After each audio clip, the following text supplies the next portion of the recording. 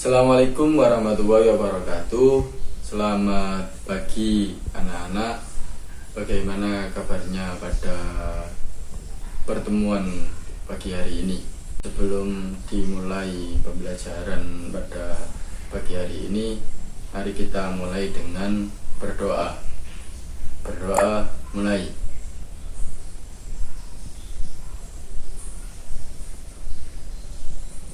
Berdoa selesai. Ya, sebelum dimulai, apakah semua siswa di kelas ini sudah bergabung pada Zoom meeting kelas ini untuk pembelajaran pagi hari ini? Apakah sudah bergabung semua? Ya, terima kasih kepada siswa-siswi yang sudah semuanya bergabung pada pembelajaran pagi ini. Sebelum masuk pada materi, di sini saya akan menyampaikan tujuan pembelajaran pada pertemuan kali ini. Nah, tujuan yang pertama, yaitu melalui penjelasan yang akan saya sampaikan nanti, diharapkan siswa mampu mengetahui tata cara dan hikmah berkurban. Yang kedua, melalui pertemuan kali ini, siswa diharapkan memahami tata cara dan hikmah kurban. Nah, sebelum melanjutkan materi pada pertemuan kali ini, minggu lalu saya telah menjelaskan pengertian dan dasar hukum kurban.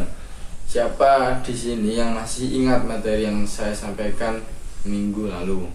Silahkan raise hand bagi siswa-siswi yang masih ingat materi minggu lalu. Ya, silahkan Mas Ahwan, bisa dijelaskan materi minggu lalu.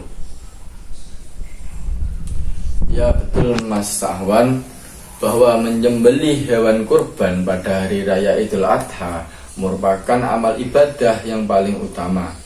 Karena tujuan yang terpenting dalam berkurban adalah mendekatkan diri kepada Allah Subhanahu wa Ta'ala.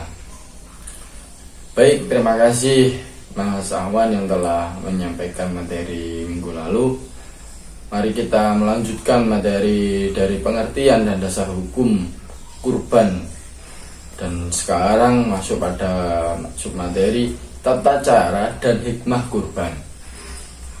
Nah, perlu diketahui ketika menyembelih hewan kurban itu disunahkan 5 hal, yaitu yang pertama adalah membaca bismillah.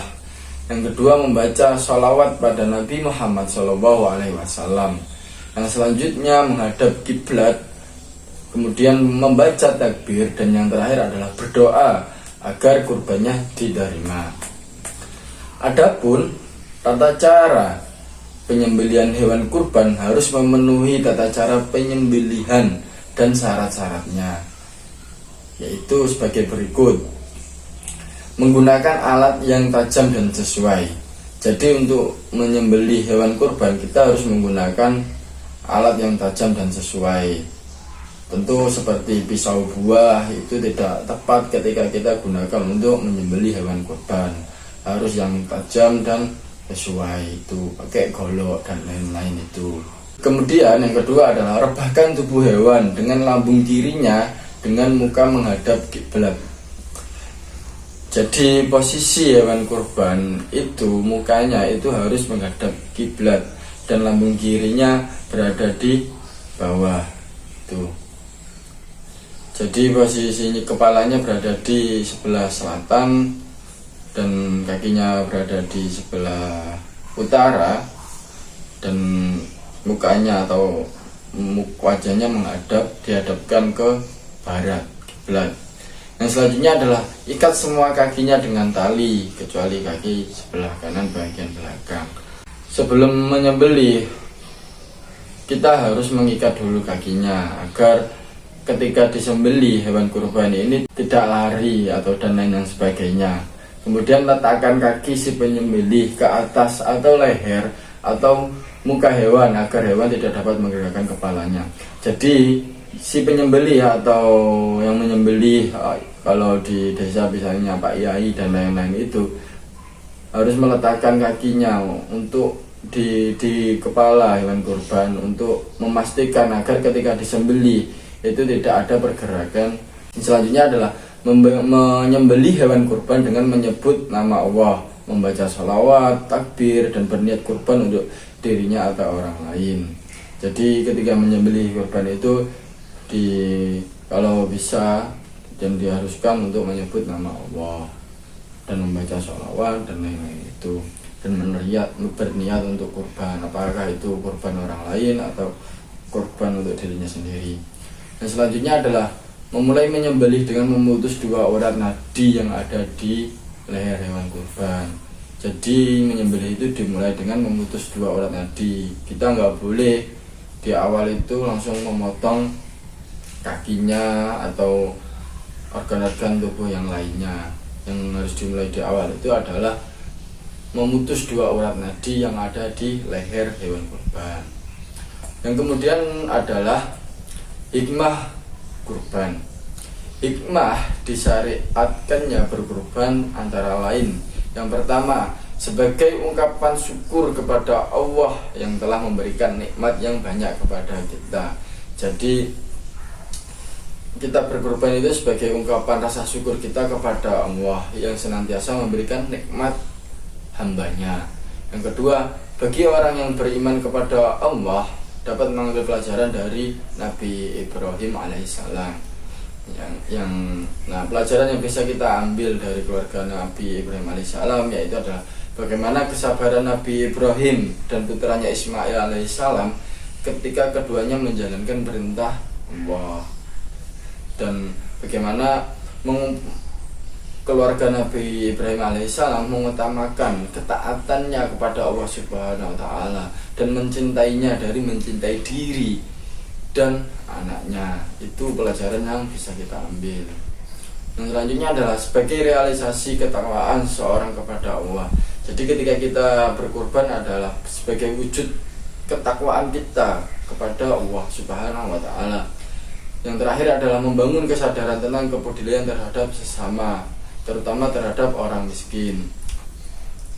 Jadi selain kita berkorban sebagai wujud cinta kita atau ketakwaan kita kepada Allah Subhanahu wa taala, itu juga sebagai upaya kita membangun kesadaran tentang kepedulian terhadap sesama. Karena berkorban atau Idul Adha itu menjadi momentum bagi orang-orang yang kurang mampu agar dia bisa memakan daging dari hewan kurban yang bisa didapat. Baik anak-anak, itu tadi materi pada pertemuan pagi ini. Apakah ada pertanyaan? Kalau tidak ada, mungkin saya coba saya tanya ya kepada siswa-siswi. Ya, Mas Dikin, pelajaran apa yang bisa kita ambil dari keluarga Nabi Ibrahim alaihissalam dalam berkurban? Tuh, silakan dijawab Mas Dikin. Ya, betul, bahwa pelajaran yang bisa kita ambil dari keluarga Nabi Ibrahim alaihissalam adalah bagaimana Nabi Ibrahim itu mempunyai kesabaran Nabi Ibrahim dalam menjalankan perintah Allah, dan keluarga Nabi Ibrahim mengedepankan atau mengutamakan ketaatan kepada Allah daripada dirinya sendiri.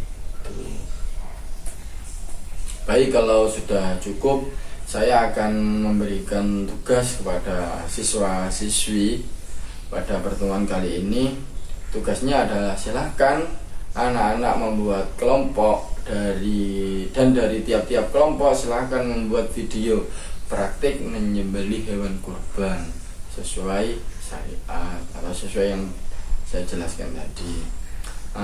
Untuk materi minggu depan kita akan membahas mengenai akikoh.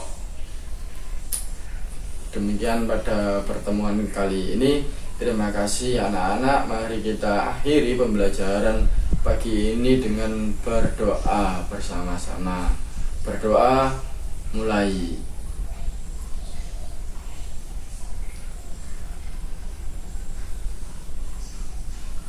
berdoa selesai.